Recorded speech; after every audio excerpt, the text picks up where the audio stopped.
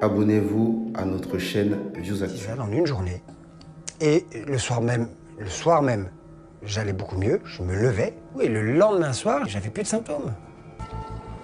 Alexandre Poussin est l'un des premiers occidentaux à avoir testé ces médicaments en 2001. Avec sa compagne, Alexandre monte l'Afrique du sud au nord à pied. On a bel et bien repris la marche et cette fois-ci au fond du rift. Là, nous marchons entre le lac Manyara et le lac Natron, en plein cœur du pays Maasai. Le couple est au Kenya quand Alexandre est pris d'une crise de malaria. Quand on a eu notre première crise, j'ai voulu tester sur moi-même ce médicament chinois. Bon, c'était un peu culotté, mais c'est vraiment vrai. Je l'ai fait et en 24 heures, j'allais mieux. En 48 heures, j'étais guéri. J'avais plus de symptômes. Je n'étais pas guéri, ça je l'ai su plus tard, mais ça a fonctionné. Il fait une nouvelle crise de malaria en Éthiopie. J'ai eu le falciparum, le neuropalu, et là, on n'avait pas le traitement chinois.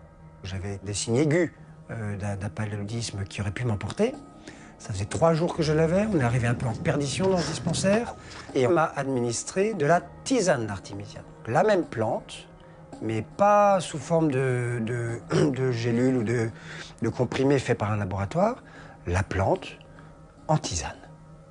Et j'ai bu 3 litres de cette tisane en une journée. Et le soir même, j'allais beaucoup mieux, je me levais. Et le lendemain soir, j'avais plus de symptômes. J'étais plus malade. Et à ce jour, 15 ans après, j'ai toujours pas eu de rechute. J'ai le palu, mais il n'est jamais revenu. Et je ne me suis jamais soigné donc avec une thérapie occidentale. Relaté dans son livre vendu à plus de 400 000 exemplaires, cet épisode va intéresser des médecins, des arboristes, des humanitaires. Mais ils vont se heurter au dogme. L'artémisia annua est une jolie plante, une astéracée, qui est très efficace mais interdite en France. Efficace mais interdite. Interdite par le gouvernement, par le Codex Alimentarius, par l'OMS, par plein de gens qui travaillent en poule avec les laboratoires pharmaceutiques et avec l'ordre mondial aujourd'hui. Nous avons ensuite tenté notre chance dans une herboristerie spécialisée. Dans les rayons, à côté de l'artichaut, pas d'artémisia. Il arrive très souvent que des gens viennent nous demander cette plante, effectivement, quand ces personnes vont voyager, que ce soit en Afrique ou en Asie. Et vous leur répondez? Et je leur réponds que malheureusement, la réglementation française ne nous autorise pas à disposer de cette plante. 500 000 morts par an, principalement en Afrique. La situation est d'autant plus préoccupante que depuis plusieurs années, les parasites développent des résistances aux molécules antipaludiques et les moustiques craignent de moins en moins les insecticides. Aujourd'hui, aucun vaccin n'est disponible et pourtant, on sait depuis très longtemps qu'une plante soigne efficacement la maladie. Cette plante, venue de Chine, qui s'appelle l'artémisia, est pourtant déconseillée par l'OMS et interdite dans un certain nombre de pays. Mais que cache cette interdiction? Peut-être les intérêts financiers des laboratoires pharmaceutiques qui ont fait de la malaria un business. En Afrique, justement, des chercheurs mènent des études de terrain pour prouver que l'artémisia est efficace et sans danger.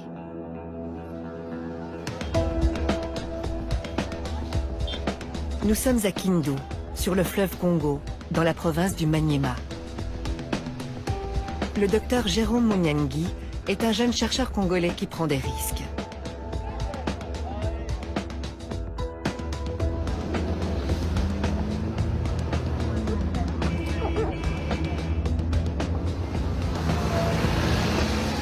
Après 3 heures de piste, le docteur Munyangi est accueilli comme l'enfant prodige dans son village natal. Artémisia! Artémisia!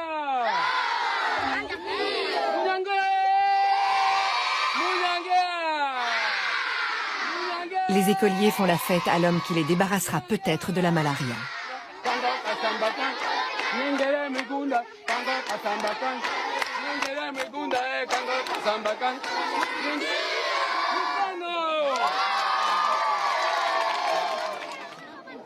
Le parcours du docteur Jérôme Munyangi est emblématique des difficultés rencontrées par les Africains qui défendent une médecine adaptée aux conditions du continent. Mon premier contact avec l'Artemisia, suite à une crise de paludisme que je fais à Kinshasa.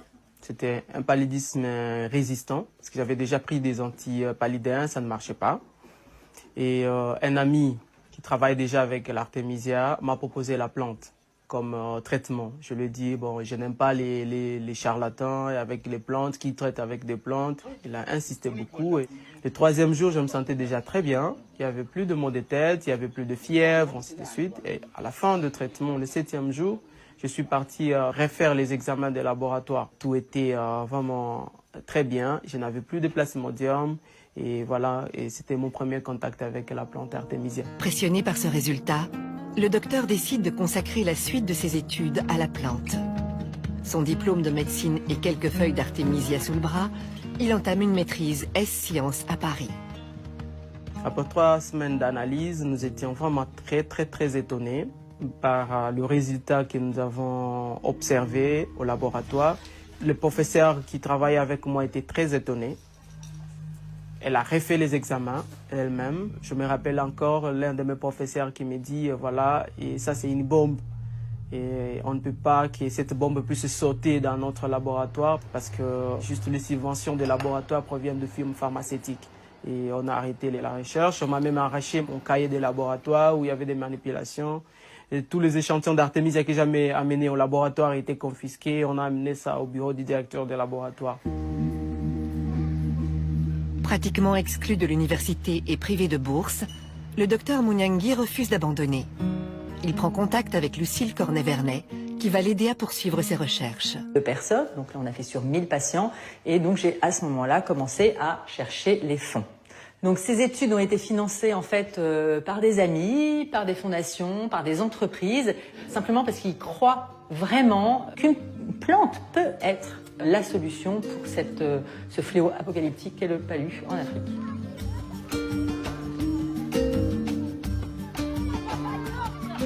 Une fois le financement acquis, le docteur débute l'étude au Maniema. «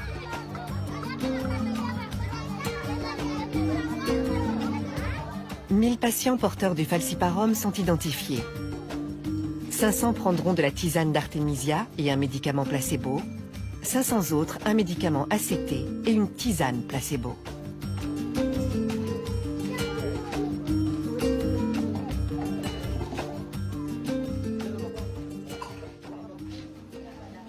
Et la tisane, les deux avaient un bon résultat clinique.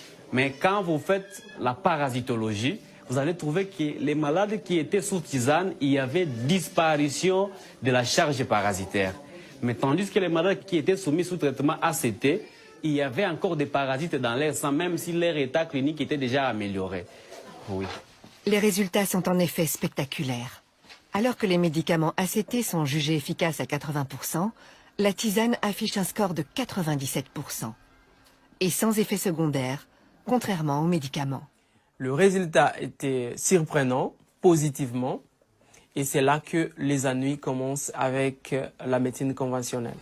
Quel genre d'ennui? Le premier ennui, c'est l'interdiction. À la fin de l'étude, nous devions organiser une conférence. Lorsque nous avons remis le résultat au médecin-chef des zones, tout de suite, il s'est interposé. Il a dit, j'interdis, cette conférence n'aura pas lieu et je préfère que Jérôme puisse se taire et pas communiquer ses résultats à la population. Ils ont vu que la tisane avait un meilleur résultat que les ACT et on nous a fait montrer que les différentes firmes pharmaceutiques risquent de couper leur appui. Et on a trouvé qu'il y avait orgueil, on m'a démis de mes fonctions. À votre avis, d'où viennent ces ennuis? À mon avis, les ennuis viennent de firmes pharmaceutiques. Qu'est-ce qui vous permet de dire ça? Après les publications des résultats, on a dit aux patients que voilà, la tisane était efficace et eux-mêmes l'ont observé. Et là, les patients n'achètent plus les ACT en fait. Nous devenons de plus en plus gênants. J'étais interpellé par un grand dépôt pharmaceutique à Kindu qui m'a dit mais nous avons les ACT, on n'arrive plus à les vendre vraiment à cause de votre étude. Et là, monsieur, vous êtes en train de piétiner sur nos business. Lorsque les médecins congolais parlent des firmes pharmaceutiques, Ils ne font pas référence aux multinationales cotées en bourse. Les pressions s'exercent au niveau provincial. Ce n'est pas Big Pharma qui est à la manœuvre, mais les dépôts pharmaceutiques locaux.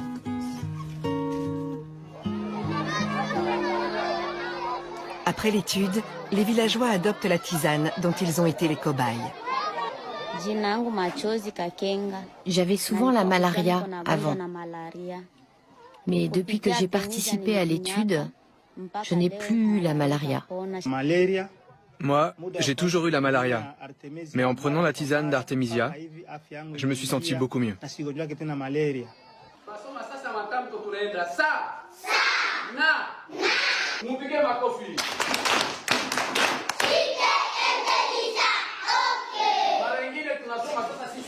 En 2016, à l'école du village, une autre expérience a été menée pendant 6 mois. Les enfants boivent la tisane d'Artemisia 2 fois par semaine, à titre préventif. Aucun écolier n'a attrapé la malaria durant cette période. Pour qu'elle soit validée, il faudrait étendre la recherche à des milliers d'écoliers. Nous avons remarqué que la prise de l'Artemisia a diminué l'absentéisme, même les absences étaient terminées. Le docteur Munyangi a profité de l'étude pour en mener une autre. Les patients sous tisane étaient en fait répartis en 2 sous-groupes. 250 prenaient de l'Artemisia annua et les autres de l'Artemisia afra, l'espèce africaine. Celle-ci ne contient pas d'artémisinine, qui est censée être le principe actif anti-malaria. Les résultats s'avèrent parfaitement identiques dans les 2 sous-groupes. L'étude du docteur Munyangi est achevée depuis 2015. Pour avoir un impact sur la communauté scientifique, il faut qu'elle soit publiée dans un journal médical de référence. Or, les responsables éditoriaux sont méfiants à l'égard des remèdes à base de plantes. Nous avons contacté la Fédération internationale des fabricants de médicaments pour lui demander sa position sur l'Artemisia. Réponse: Nous ne sommes malheureusement pas en mesure d'intervenir dans votre documentaire. Nous n'avons pas trouvé d'experts disponibles pour témoigner sur ce sujet. La santé. Elle l'est aussi pour l'emploi. Ce sont des dizaines d'hommes et de femmes qui ont trouvé du travail dans un nouveau secteur.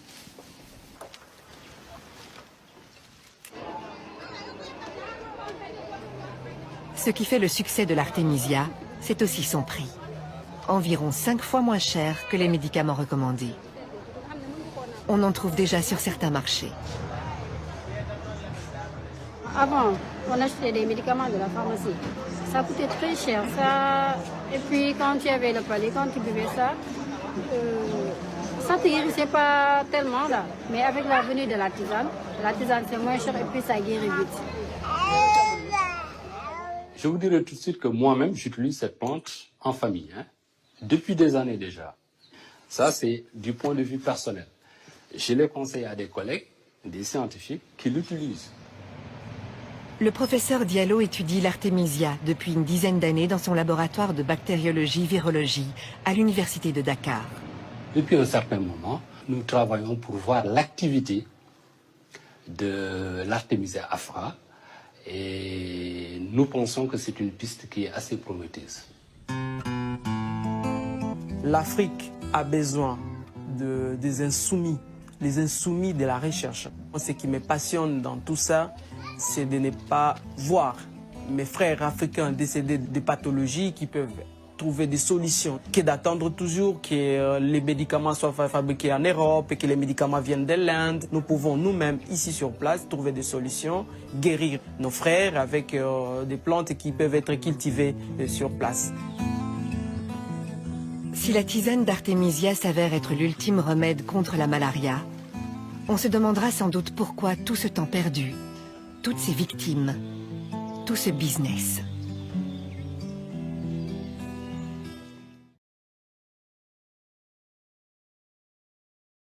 Abonnez-vous à notre chaîne ViewsActu.